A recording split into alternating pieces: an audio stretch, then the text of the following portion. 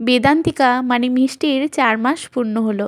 একটা একটা করে মাস পেরিয়ে যাচ্ছে আর আমার একরত্তি মেয়েটা একটু একটু করে বড় হচ্ছে। আর প্রতি মাসের মতো এই মাসেও আমি লেগে পড়েছি ওর 4 মান্থ ফটোশ্যুট করার জন্য। বেশ কয়েকদিন ধরেই ভাবছিলাম, ভেবে কোনো আইডিয়া খুঁজে পাচ্ছি না যে কি দিয়ে এবার ব্যাকগ্রাউন্ড ডেকোরেশনটা করব।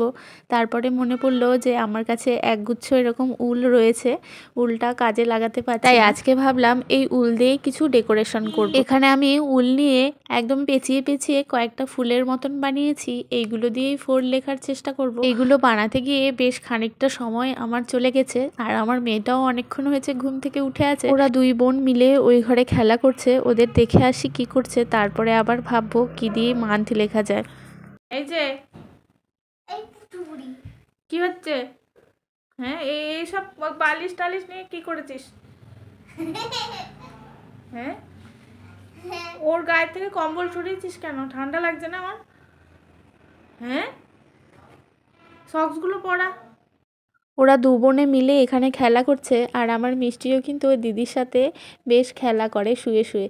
দিদি যা দেখায় ও শুয়ে শুয়ে সেগুলোই দেখে। এখন যাই ডেকোরেশনটা করে নিই। এই ডেকোরেশন করতে গিয়ে আমাকে সবচেয়ে বেশি সমস্যায় পড়তে হয় কাপড় নিয়ে। আসলে পেছনের কাপড়টা কোথা থেকে পাবো আর কি। আমার কাছে এখানে খুব বেশি শাড়ি নেই, মাত্র 2টো শাড়ি রয়েছে, তাও আবার এক কালারের নয়। আর এই পেছনের ব্যাকগ্রাউন্ডটা এক কালারের শাড়ি দিয়ে করলেই আর একটু ব্রাইট কালার দিলেই বেশি ফোটে আর কি।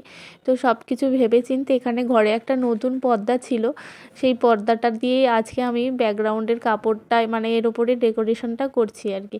তো প্রথমে 4টা তো লিখে নিয়েছি, তারপরে মান্থটা কী দিয়ে লিখবো আর ওই ছোট ছোট করে ওই ফুলের যে ফুলগুলো বানিয়েছি আর কি উল দিয়ে, সেইটা মান্থ লেখার জন্য বানাতে গেলে অনেক টাইম লেগে যাচ্ছিল। সেই জন্য আমি চেষ্টা করছিলাম এমনি উল দিয়ে মান্থ লেখার, পরে দেখলাম সেটা ফুটছে না, ভালো লাগছে না।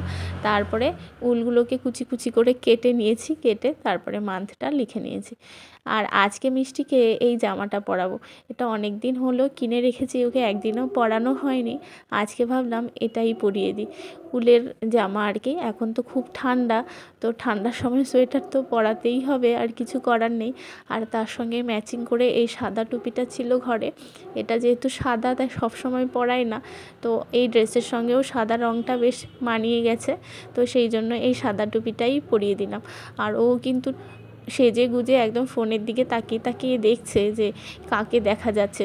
ও মনে হয় এখন একটু একটু বুঝতে পারে যে মা ভিডিও বানাচ্ছে। ওকে সাজিয়ে গুজিয়ে তো শুইয়ে দিয়েছি আর ও একদম চুপ করে শুয়ে আছে আর একটু একটু মাঝে মাঝে হাসছে। তো যখন ক্যামেরা দেখে তখন দেখি প্রায় সময় চুপ হয়ে যায়, একদম চুপ করে শুয়ে আছে, দেখুন একটুও কান্না করছে না। আর অন্য সময় যদি ওকে একা একা এইভাবে শুইয়ে রাখি কিছুতেই কিন্তু থাকবে না, হয় ওর সঙ্গে গল্প করতে হবে, নয় ওকে কোলে নিতে হবে।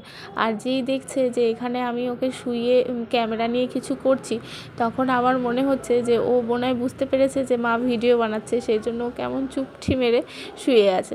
তো বেশ খানিকক্ষণ সময় এভাবে শুয়েছিল আর আমি বেশ কিছু ফটো আর ভিডিও তুলে নিয়েছি। তো কেমন লাগছে মিষ্টিকে অবশ্যই জানাবেন আপনারা কমেন্ট করে। আমার তো মনে হচ্ছে ও খুব খুশি হয়েছে, দেখুন কেমন চুপ করে আছে। আর আমার বড় মেয়েও কিন্তু খুব উৎসাহী এই বুনুর এই ফটোশ্যুটের জন্য। আসলে ওর সময় তো করা হয়নি, ওর বুনুর সময় করছি, আরও ও খুব খুশি হচ্ছে। তো এখানেই ফটোশ্যুটটা শেষ করছি। সবাই ভালো থাকবেন আর মিষ্টিকে কেমন লাগছে অবশ্যই কমেন্টে জানিয়ে যাবেন।